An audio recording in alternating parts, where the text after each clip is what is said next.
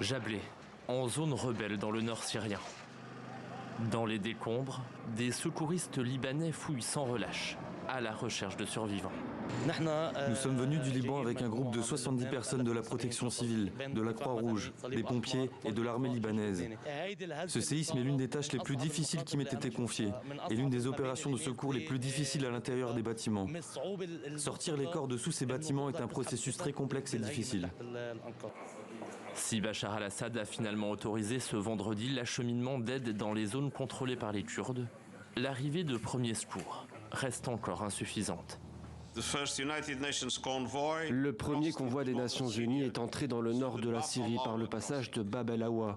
Il comprenait 6 camions transportant des abris et des secours dont nous avons désespérément besoin.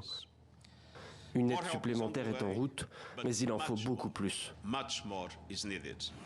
C'est le cas à Djandairis, dans la même région, où seuls quelques secouristes locaux sont sur le terrain, avec parfois une bonne nouvelle au cœur du désastre.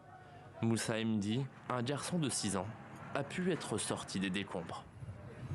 Moussa a été sauvé au 5e jour et il a des blessures superficielles. Son frère Bassam a été extrait, mort. Le reste de sa famille est toujours sous les décombres. Leur sort est inconnu.